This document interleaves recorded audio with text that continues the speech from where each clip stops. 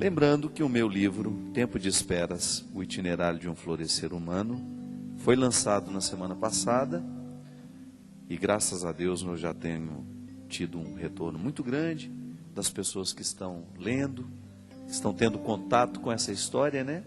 E feliz, muito feliz em saber que já tem ajudado muita gente a pensar melhor a própria vida. Esse é o grande objetivo nosso, toda vez que nós escrevemos alguma coisa, né? É ajudar a intensificar dentro de nós a reflexão sobre as nossas questões. Não é um livro de receita prontas, não. Não tem receita nenhuma aqui para você seguir. Apenas palavras que possam, de repente, despertar você para uma análise mais fecunda das suas questões. Alguma palavra aqui que possa ajudar a pensar, a refletir melhor as questões que nós precisamos enfrentar o tempo todo. Vamos aqui atender uma pessoa, é o Raul de Porto Alegre, que escreve assim: Padre Fábio, tenho tido muitas dificuldades de manter os princípios cristãos no meu ambiente de trabalho. Muita disputa o tempo todo, e isso me faz pensar no quão é difícil viver as escolhas de Jesus. Nenhuma cooperação é possível no local onde as pessoas estão querendo arrancar o couro umas das outras, puxando o tapete, prejudicando. E tudo isso, Padre, tem me desanimado demais, porque isso me leva a pensar que a proposta cristã é apenas uma bela teoria que não temos condições de viver na prática. Raul, meu filho, é o seguinte, muito honesta a sua questão, viu? Eu gosto de gente honesta. Viver o cristianismo não é fácil mesmo. Nós temos uma meta, é igual meta para ser cumprida, né? Nós temos um ideal de vida que Jesus nos apresenta, que realmente não é fácil.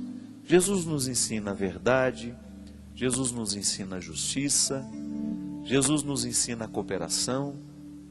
Em alguns momentos do seu ensinamento, ele nos ensina até o prejuízo, em detrimento de fazer o bem. Se você toma prejuízo porque você ajudou alguém, porque você socorreu alguém, interprete isso de maneira positiva. Por isso que São Paulo dizia com muita sabedoria, aliás, São Paulo é o grande, né? É o grande homem que primeiramente refletiu Jesus de uma maneira a partir de elementos muito novos. E São Paulo era muito culto. Então ele tinha o testemunho das primeiras comunidades, das pessoas que tiveram contato direto com Jesus. Ele teve esse contato com Jesus, que não foi pessoal assim como nós podemos estar aqui agora. Foi através de pessoas, através de situações, de fatos. São Paulo fez uma outra experiência de Jesus. Então o que ele fez com aquilo que ele ouviu a respeito de Jesus? Ele poderíamos dizer isso sem medo de errar, né? Que ele foi o grande teólogo que trouxe Jesus para o discurso, que refletiu sobre o que Jesus havia vivido, havia feito. E São Paulo, depois de ter investigado a vida de Jesus, ele chega à conclusão que a proposta de Jesus é loucura. E assim ele escreve numa de suas cartas. Aos olhos de muitos, a proposta de Jesus é uma loucura. Tem que ter uma certa insanidade para querer viver. E não tem problema a gente pensar assim não, Raul. A proposta de Jesus é realmente revolucionária. Do ponto de vista social, ela é revolucionária. Estar na sociedade a partir da proposta de Jesus e tentar viver os princípios que ele nos sugere, é sem dúvida você fazer uma revolução em todos os lugares a partir daquele jeito de viver e de ser.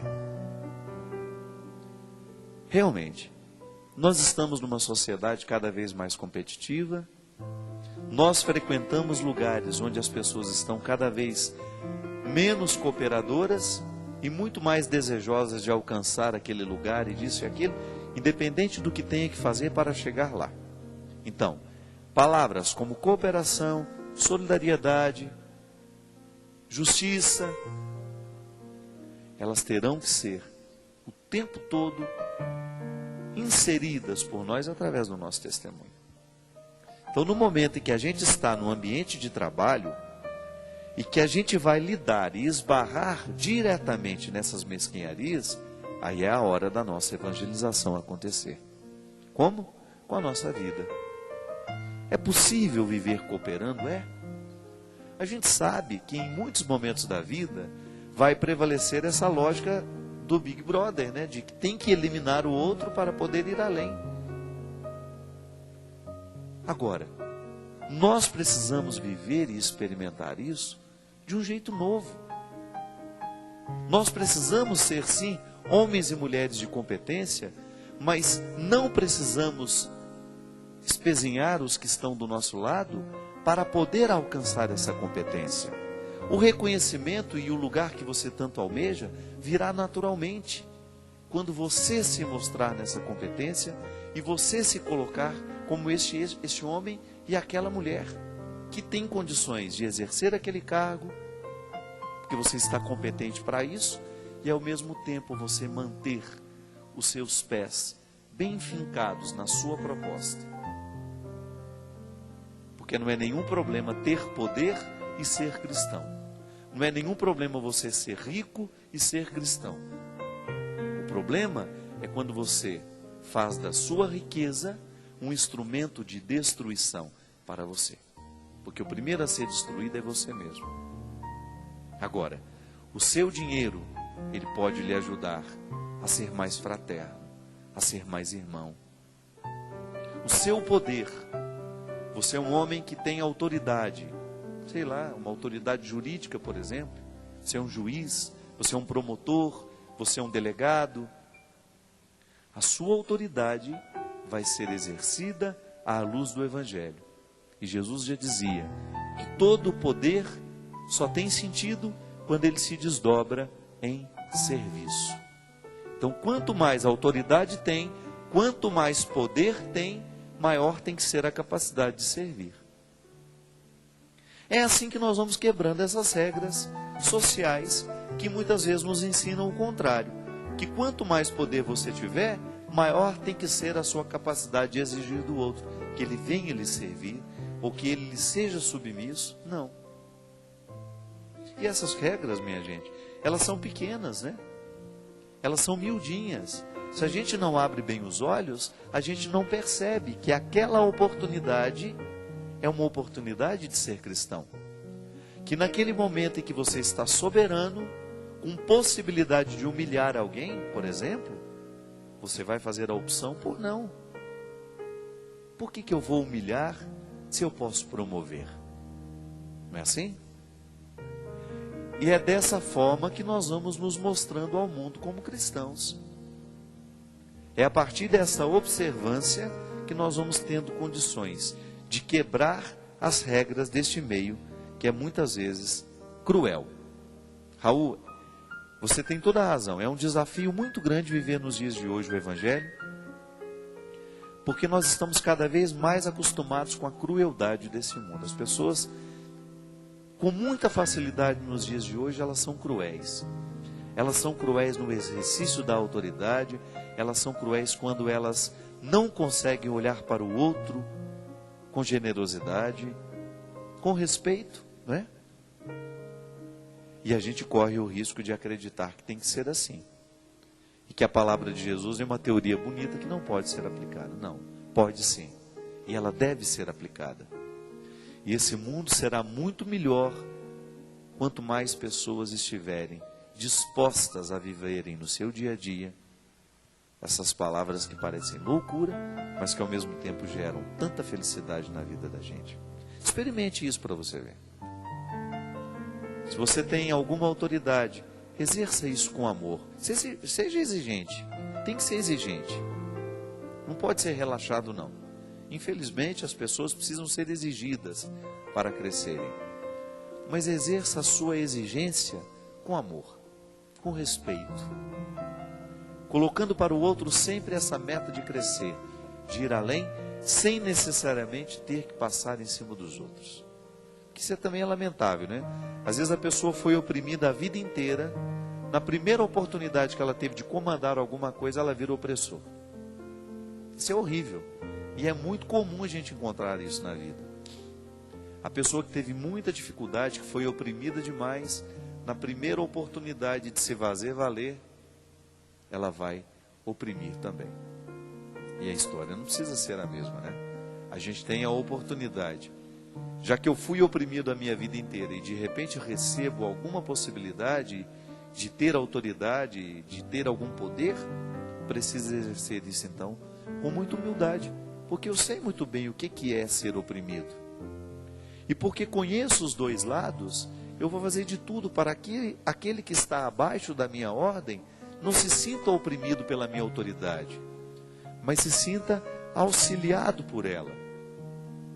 E até mesmo, né, nas empresas, muitas vezes funciona assim. Quando o chefe consegue se mostrar companheiro, essa chefia, ela gera naquele que está subalterno um desejo de colaborar. Quando a gente identifica que o papel da chefia foi bem desempenhado, gerando o cooperativismo, a cooperação, a participação, fazendo com que essa grande estrutura funcione melhor. Por quê? As autoridades estão sendo exercidas como serviço. Na igreja é assim, minha gente. Pensar que a autoridade na igreja está diretamente ligada a serviço. Para que eu tenho autoridade de perdoar os pecados? Eu como padre. Eu recebi. No dia em que eu fui ordenado padre, uma das dimensões do meu sacerdócio é essa. Eu posso ligar e desligar. Isto é, posso perdoar ou posso não perdoar os pecados. Veja bem, é uma dimensão humana sacramentada, receber um sinal sagrado. Agora, isso é serviço. Não é olhar, imagina que eu vou olhar para alguém e falar, eu posso te perdoar ou posso te condenar. Não. Isso é um serviço que eu presto. E quando eu interpreto essa autoridade como um serviço, eu deixo de ver o outro como um objeto que eu posso manusear. Não. Eu posso fazer deste meu poder sacerdotal um serviço que eu presto ao outro. É como presidir a celebração de uma Eucaristia. Eu não sou mais poderoso que o outro que está ali dentro. Eu só tenho mais autoridade. Não é assim? Sou cristão da mesma forma, mas tenho essa autoridade colocada pelo caráter sacramental que está em mim. Então eu tenho ali a possibilidade de consagrar o pão e o vinho em corpo e sangue de Cristo. Agora, isso é uma vaidade? Não. É para alimentar a comunidade. O meu serviço, a minha autoridade está na direção da alegria que isso vai proporcionar na comunidade, da salvação que isso vai realizar na vida da comunidade, da qual eu também sou beneficiado. Eu não estou oferecendo a salvação ao outro somente. Eu estou participando dela. E participo nessa autoridade que Deus me deu. Por isso que, quando a gente modifica a maneira de interpretar a nossa autoridade, naturalmente nós vamos modificar também o jeito como o outro olha para a nossa autoridade. O outro vai nos olhar como alguém que está ali para servi-lo. Por que a gente teve tanto medo de padre ao longo da nossa vida? Todo mundo em algum momento teve. É muito difícil a gente encontrar alguém que não tenha tido seus traumas em relação às autoridades religiosas. Eu já tive muito medo de padre, já tive muito medo de freira. Por quê? Infelizmente, precisamos admitir, aquelas pessoas não souberam nos transmitir que aquela autoridade não era para nos oprimir, mas era para nos ajudar. É por isso que a nossa atitude tem que ser sempre de sorriso, de acolhimento, E mesmo a palavra dura precisa estar revestida de amor, de misericórdia, para que o outro acredite na minha autoridade e que ele seja beneficiado por ela.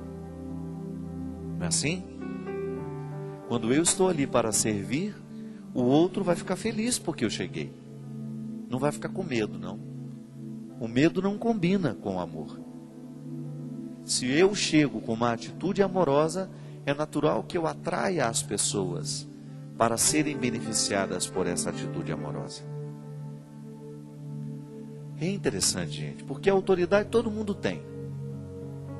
Já falei disso aqui em alguns momentos. Nós temos a autoridade afetiva, por exemplo. Você é pai, você é mãe. O seu filho vai observar em você uma autoridade. Agora, não é o seu grito que vai determinar o quanto você tem autoridade sobre os seus filhos. Não é o castigo que você coloca, não. Todas essas regras que você vai ajudando, que você vai estabelecendo para ajudar o seu filho a compreender o que é certo e o que é errado, precisam estar a favor deste reconhecimento maior. O meu pai está me dizendo tudo isso, ele está me proibindo isso porque ele me ama. A criança que está recebendo a restrição que a autoridade dá, né, o pai tem o direito de dizer: você não vai, porque quem manda é o pai. A criança não tem condições ainda de decidir o que é melhor para ela, então ela obedece uma regra, ela obedece uma ordem. Mas obedecer essa ordem é, antes de qualquer coisa, reconhecer que aquele que está me dando uma ordem está dando porque me ama. E você sabe que eu fico pensando que o grande desafio das religiões é justamente nos ensinar a regra, mas antes disso, nos ensinar o que ama. Por isso dá a regra. Deus me ama. Deus ama você. E todo mundo que ama põe regras. A regra é um referencial de que o amor existe. Eu não acredito em lares que não têm regras. Não acredito na seriedade de um amor de um pai e de uma mãe que não faz proibições, que não coloca limites. Todo mundo que ama, todo mundo que quer bem, de alguma maneira estabelece limites, porque o limite remete ao cuidado. Se eu sei que aquela chapa quente pode machucar a minha mão, eu vou me impor essa proibição. Então nunca coloque a sua mão naquela chapa quente, que ela vai machucar. Quem ama não quer o outro machucado, então vai impor um limite. Só que eu descubro que o limite que me foi colocado, a regra, ela está a serviço de um bem maior. Alguém me ama. E porque me ama, me convida a obedecer essas regras, a ouvir com ele. Obedecer é ouvir com. A ouvir com ele a palavra que está sendo ditada nos meus ouvidos, para que eu tenha condições de viver a restrição, mas sem pensar que ela está somente para me humilhar ou para me proibir disso ou daquilo. Não. A regra é justamente para dizer que há amor. Quando hoje nós nos depararmos ou nos deparamos com as regras que Deus coloca para a gente, a vida é cheia de regras, e feliz aquele que descobre essas regras no seu dia a dia, porque as regras elas nos ajudam na pertença, as regras nos ajudam a evitar os sequestros, a regra nos ajuda à experiência do amor próprio. Feliz aquele que descobriu o significado da regra, porque ao passar pelo significado da regra, é natural que chegue ao significado do amor. A regra foi estabelecida para que eu chegue ao conhecimento do amor, e não outra coisa. Hoje eu tenho a alegria de poder dizer a você que tudo aquilo que se estabelece na nossa vida como regra, não tenha medo delas. Não tenha medo das regras. E ser regrado é um desafio sim nos dias de hoje. Cada vez se ensina menos a disciplina. Volte a aprender. Seja regrado com você mesmo. Não fale demais, não fale de menos. Não seja demais, mas também não seja de menos. Não seja excessivo. Não multiplique-se demais nas palavras. Não multiplique-se demais nas exigências. Seja moderado. Não coma demais, nem de menos.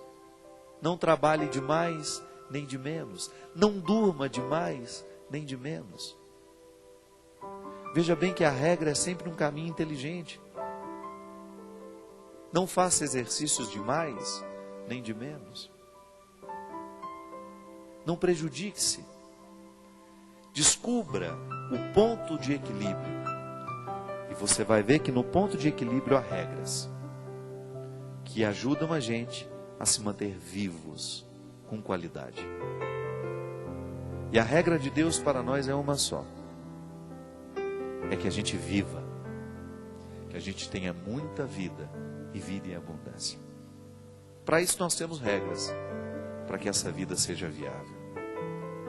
Permita que a vida seja viável em você. Obedeça às regras.